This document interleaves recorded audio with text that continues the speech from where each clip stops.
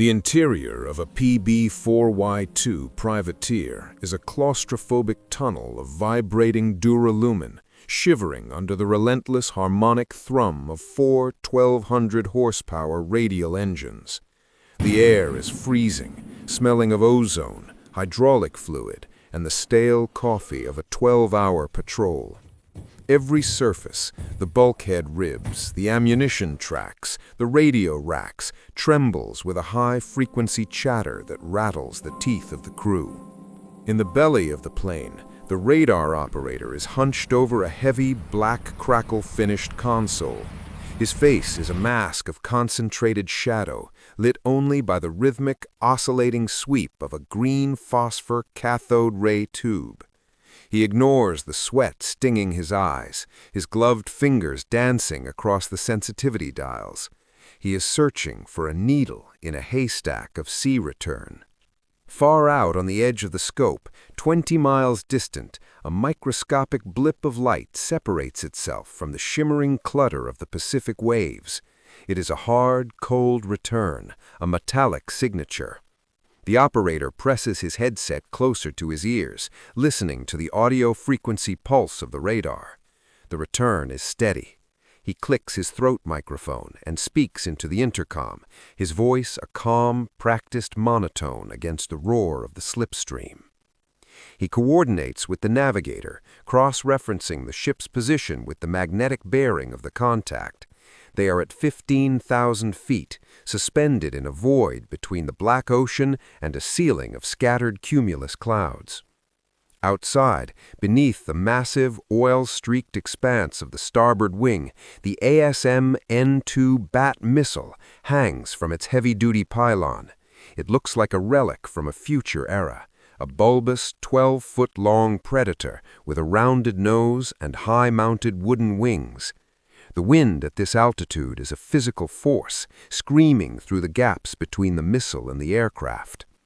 Inside the Bat's nose cone, the vacuum tubes reach their critical operating temperature, emitting a dim, internal orange glow that no human eye can see. The lead-acid batteries surge, sending a massive current into the internal gyroscopes. Deep within the missile's frame, the heavy brass flywheels begin to spin. They accelerate from a low hum to a piercing supersonic whine, stabilizing the weapon against the turbulence of the release. The pilot maintains a rigid flight path, his hands light but firm on the control yoke. He watches the ready light on the Bat control panel.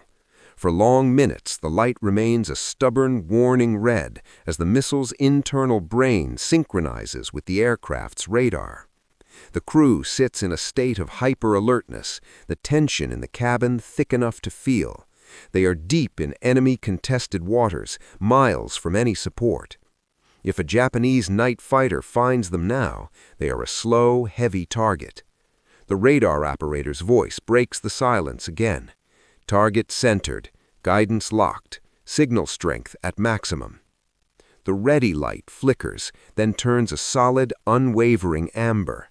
The co-pilot reaches out, his hand hovering over the manual release lever, a cold piece of steel painted with yellow stripes. He looks at the pilot, who gives a single sharp nod. The co-pilot yanks the lever back. A massive mechanical clack reverberates through the entire airframe, a jolt so strong it can be felt in the floorboards. The Bat drops. It falls vertically for several seconds, a dead weight tumbling through the freezing night air. Then the internal sensors detect the change in pressure and altitude. The pneumatic elevators snap upward, the wooden wings bite into the air, and the missile levels out. The Bat is no longer a bomb. It is an autonomous aircraft. Its internal radar dish begins to sweep, sending out its own pulses and receiving the echoes from the destroyer 20 miles away. It ignores the mothership. It ignores the clouds. It is locked on to the specific metallic resonance of its prey. Inside the privateer, the pilot immediately throws the plane into a punishing high G bank to the left. The engines scream as he pushes the throttles forward. They are fleeing the scene at maximum power, diving toward the safety of a lower cloud deck. On the radar scope, the blip of the privateer and the blip of the bat begin to diverge. The missile is now a lonely, silent hunter, gliding through the moonlight on a one-way trip, while the creators of the weapon vanish into the dark. The deck of the Japanese Kagero-class destroyer is a world of rhythmic, mechanical normalcy. The ship's hull cuts through the glassy Pacific swells with a steady, hissing spray, the twin propellers churning a long, phosphorescent wake that stretches back toward the horizon. On the bridge, the dim blue glow of the binnacle reflects off the gold braid of the officer of the watch. He stands with his feet braced, swaying instinctively with the roll of the ship. Every 30 seconds, he raises his heavy 7x50 binoculars, scanning the jagged line where the Black Sea meets the charcoal sky. To his eyes, the world is empty. There is no silhouette of a fuselage, no flicker of a distant engine flame, and no ripple in the air to suggest an intruder. Below decks, in the cramped, humid radio room, the atmosphere is heavy with the smell of cigarette smoke and ozone. The radar operator sits before the primitive Type 22 set. He slowly rotates the hand wheel, watching the trace on the cathode ray tube. The screen is cluttered with sea return, the chaotic reflections of the waves, but there is nothing else. The Japanese radar is tuned to detect massive wingspans and the high-altitude pulses of heavy bombers. It is blind to a small, non-reflective object made largely of plywood and fabric, gliding low and silent through the dark. The operator wipes sweat from his brow with a rag and reports "all clear" to the bridge. He has no way of knowing that a 1,600-pound weapon is already 10 miles away and closing the gap at 300 feet per second. On the main deck, the anti-aircraft crews are in a state of relaxed readiness. They sit on the ready ammo boxes of their 25mm Type 96 guns, their tunics unbuttoned in the stifling tropical heat. One sailor leans against the cooling jacket of his gun, looking up at the moon. He listens. He is trained to hear the distinctive, synchronized throb of American radial engines from miles away, but the night is unnervingly quiet. There is only the wind, the splash of the bow wave, and the distant, muffled clatter of the galley crew cleaning pans.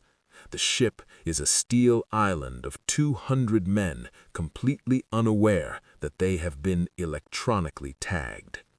The Bat missile is now less than 8 miles out.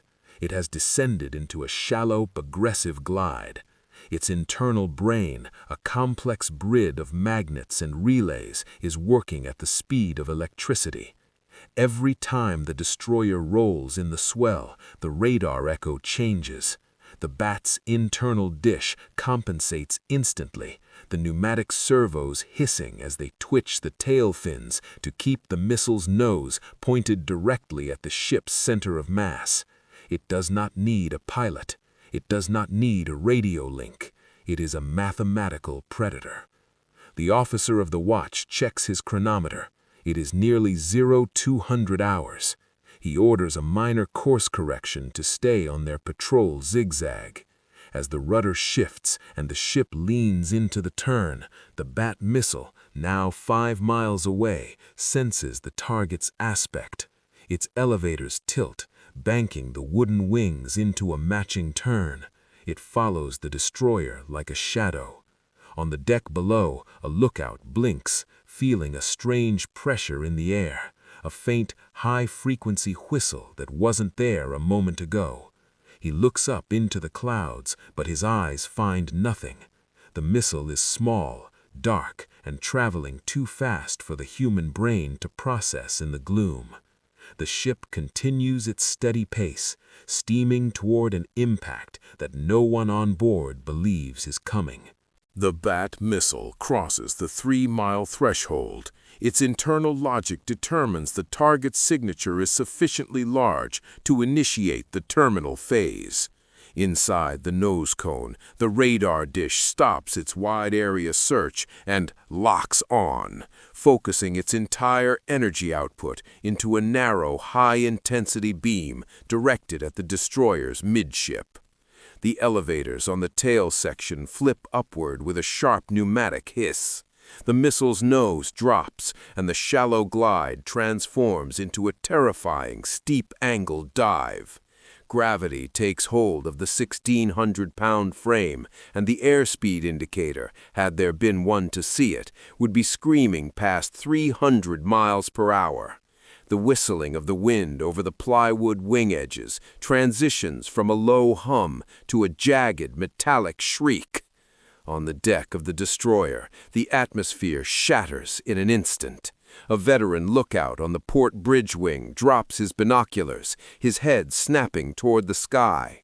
He doesn't see a plane. He hears a sound that defies his experience, a high-velocity rushing noise, like a giant scythe cutting through silk.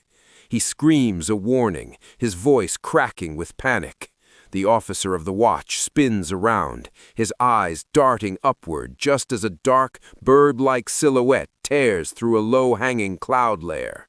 It is moving with a predatory grace, making microscopic, twitching adjustments to its flight path. There are no tracers rising to meet it.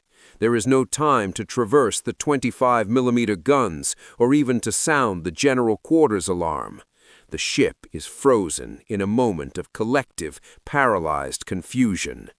The impact is surgical. The bat strikes the ship just aft of the forward smokestack, a few feet above the waterline. The 1,000-pound high-explosive warhead doesn't just explode, it vaporizes the steel hull plating upon contact. A blinding, magnesium-white flash illuminates the ocean for miles, turning the night into a hellish, artificial day.